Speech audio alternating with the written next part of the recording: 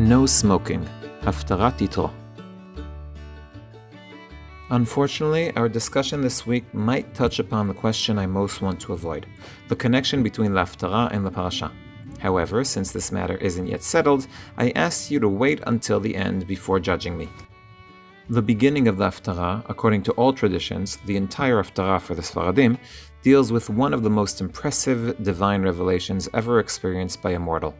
Yeshaya Navi sees Hashem sitting on a high and lofty throne, surrounded by ministering angels serving as a living heavenly curtain. Initially, Yeshaya is startled by the vision. After an intimate encounter between his mouth and a coal from the altar, however, the prophet accepts the duty of becoming Hashem's messenger to the nation. The connection between the divine revelation in the Haftarah and the divine revelation in the parasha shouldn't knock anyone off their throne, be it high and lofty or low and humble. The problem begins with the second half of the Haftarah, the half that only the Ashkenazim read. What prevented the Ashkenazim from stopping the reading where our Sephardic brothers do? Why continue reading about King Achaz's fears of the kingdom of Israel and Ben Taval? What's the connection to the parasha? Good questions. If you keep watching, there's even a chance I'll find an answer. To answer the question about the connection between Yeshaya's prophecy to Achaz and the parasha properly, we should first understand the prophecy. King Achaz, grandson of powerful King Uzziah and son of righteous King Yotam, is not among the more successful kings in the kingdom of Judah. During his time, the kingdom of Judah is at an economic, spiritual, and political low. Chapter 7 opens with a complex political reality. Pekach ben Remaliah, king of Israel, and Retzin, king of Aram, join forces to replace Achaz with another king. Achaz and his people are frightened, but Yeshaya reassures him and says it will not happen. Pekach and Retzin are like two tails of smoking firebrands, and within 65 years, their kingdoms will disappear. All that remains to clarify, before we understand the Ashkenazi urgency to double the Haftarah, is what these smoking firebrands symbolize.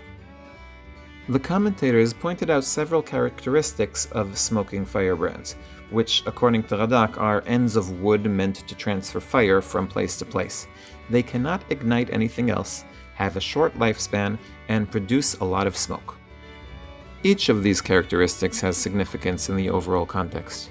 When something fails to perform its intended function, when the firebrand fails to ignite other branches, it has no continuity.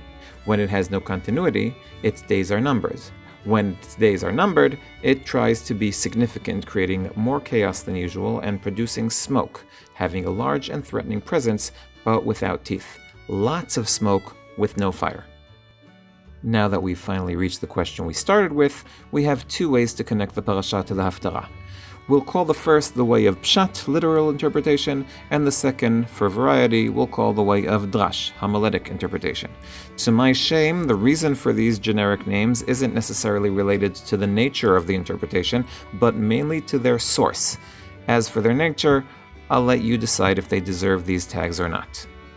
The literal interpretation has been provided courtesy of Rabbi Yosef Bechor Shor. In his commentary on Ma'amad Har Sinai in our parasha, Rabbi Yosef Bechor Shor explains, and Mount Sinai was altogether in smoke, and the whole mount quaked greatly. The fear of Hashem was upon the mountain. Everyone who looked at it, the fear of Hashem fell upon them. At first glance, there's no connection between Bechor Shor's interpretation and the Haftarah. It only explains the fear at Mount Sinai. It wasn't the mountain that feared, or even trembled, as Ibn Ezra interprets. Those who saw it were seized with godly fear. How then do I plan to turn this fear into the combining factor between the parasha and the second part of the Haftarah? Simple.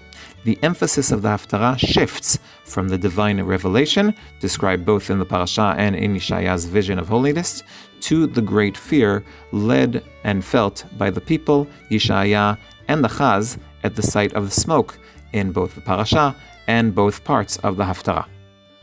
The source of my midrashic answer is the Mechilta. And Har Sinai was all in smoke, perhaps just the place of revelation. Therefore it says, all. The Mechilta continues to explain the significance of smoke covering the entire mountain. Although the fire is only in the place of the divine presence, its influence, the smoke rising from it, is broad, covering the entire mountain. But I want to cut the midrash and focus only on the first half.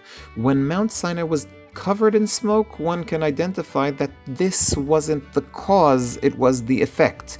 If the mountain is smoking, we're probably looking at the wrong place.